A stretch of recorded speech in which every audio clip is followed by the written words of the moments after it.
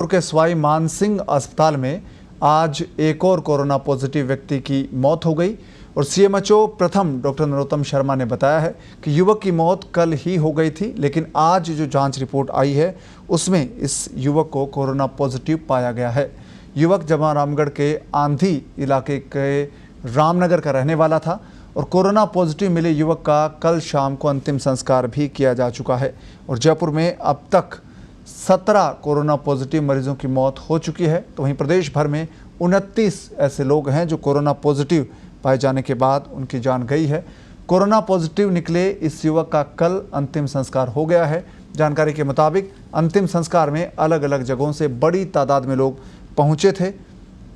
और पूरे मामले में एक और बड़ी प्रशासनिक लापरवाही सामने आई है। तो स्वास्थ्य विभाग की मुश्किलें अब बढ़ गई है क्योंकि स्वास्थ्य विभाग की ओर से अंतिम संस्कार में पहुंचे लोगों की पहचान करके अभी उनकी स्क्रीनिंग करना भी एक बड़ी चुनौती का काम बन गया, क्योंकि बड़ी तादाद में बताया जा रहा है कि लोग पहुंचे थे और यहाँ पर जो लोग इस युवक के अंतिम संस्कार में आए हैं उनकी अब स्क्रीनिंग करने में प्रशासन को काफ़ी मशक्क़त करनी पड़ेगी और चिकित्सा विभाग को उन लोगों के बारे में जानकारी जुटानी होगी जो अंतिम संस्कार में शामिल हुए। अब उनकी स्क्रीनिंग करके उनको अलग से होम आइसोलेट करना होगा या फिर उनको क्वारंटीन में भेजना होगा। बताया जा रहा है कि जिस युवक का अंतिम संस्कार किया गया था वो कोरोना पॉजिटिव पाया गया है, इसलिए अंतिम संस्कार के वक्त इतनी बड़ी तादाद में लोगों का जुटना भी एक तरह से प्रशासन की लापरवाही माना जा रहा है।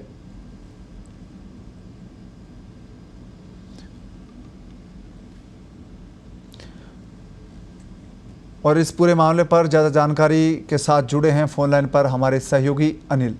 अनिल, आज ये जो जानकारी सामने आई है कि कल जो युवक जिसका अंतिम संस्कार हुआ है, जिसकी मौत हुई, वो कोरोना पॉजिटिव पाया गया है, तो अब प्रशासन की क्या तैयारी है? किस तरह से उन लोगों की पहचान की जाएगी जो अंतिम संस्कार में शामिल हुए हैं या उस युवक के संपर्क में आए हैं?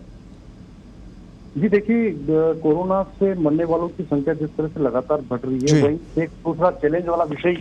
ये भी है कि जिस तरह से जो संक्रमण है, कोरोना पीड़ित है, उनकी जांच रिपोर्ट ली जा रही है और जांच रिपोर्ट का देरी से आना ये सबसे बड़ी चुनौती बना हुआ है। और ऐसे पहले भी कई केस हुए, लेकिन इस केस में बॉडी परिजनों को दे दी गई है और उसके बाद में ये पता चला कि ये कोरोना पॉजिटिव है और उसका अंतिम संस्कार भी हो गया।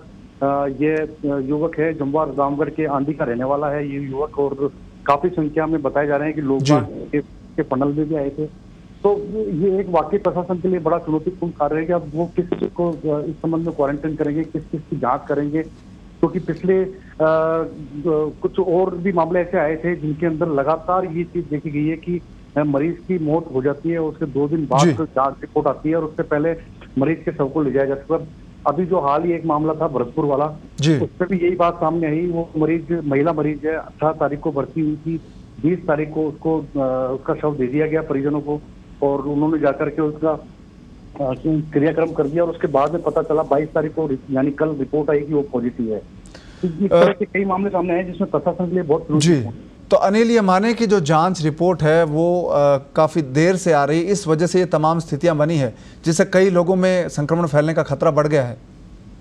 ये बात बिल्कुल सही है, जांच रिपोर्ट का देरी से आना ही सबसे बड़ा कारण है, क्योंकि अभी सवाई मानसिंह अस्पताल में कई और ऐसे मरीज भर्ती हैं जो सामान्य रोग का उपचार करा रहे हैं, लेकिन प्रशासन ने एहतियात के तौर पर उनकी कोरोना की जांच भी करवाई है, लेकिन वो कोरोना की जांच रिपोर्ट लेट आती है, तब तक उन मरीजों का उपचार कोरोना की जो WHO की गाइडलाइन है उसके हिसाब से नहीं हो पाता। सामान्य जो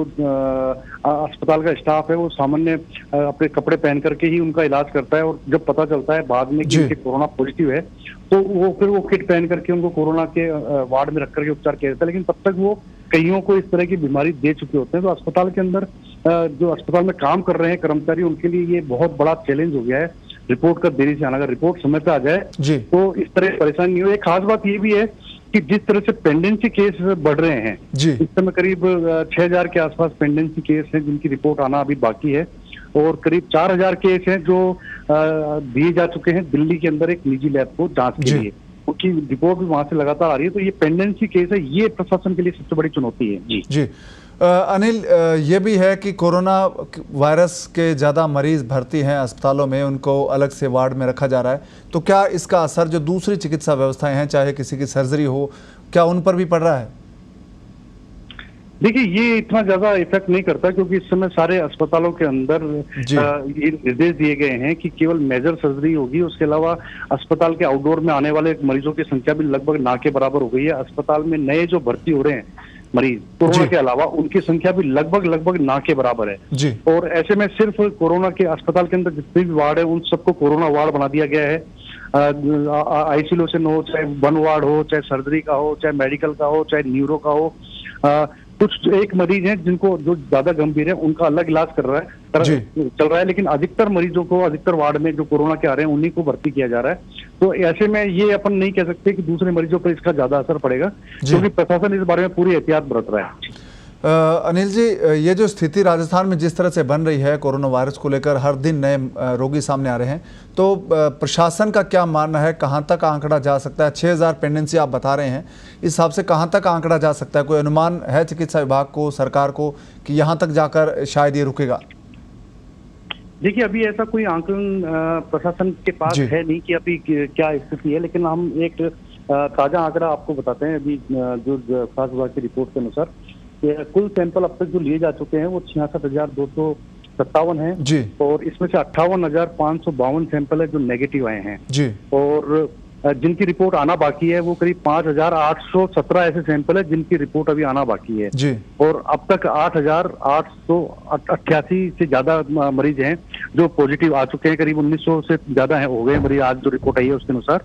और करीब 28 लोगों की मौत हो चुकी है, और अगर ये जो आज मौत हुई है ये 29वीं मौत है जी। जी, धन्यवाद अनिल इस तमाम जानकारी के लिए। तो एक बार फिर से मुसीबत प्रशासन की बढ़ गई है, क्योंकि एक युवक जिसकी कल मौत हो गई थी अस्पताल में उपचार के दौरान, उसे घर भेज दिया गया उसकी बॉडी को, और उसके बाद वहां पर अंतिम संस्कार भी युवक का हुआ जिसमें बड़ी संख्या में लोग इकट्ठे हुए थे। और आज जब जांच रिपोर्ट आई तो पता चला कि वो युवक कोरोना पॉजिटिव था। तब परिवार के लोग हैं वो संक्रमित हो सकते हैं, ऐसी आशंका जताई जा रही है। साथ ही उन लोगों पर भी कोरोना वायरस के चपेट में आने का खतरा बढ़ गया है जो लोग उसके अंतिम संस्कार में शामिल हुए थे।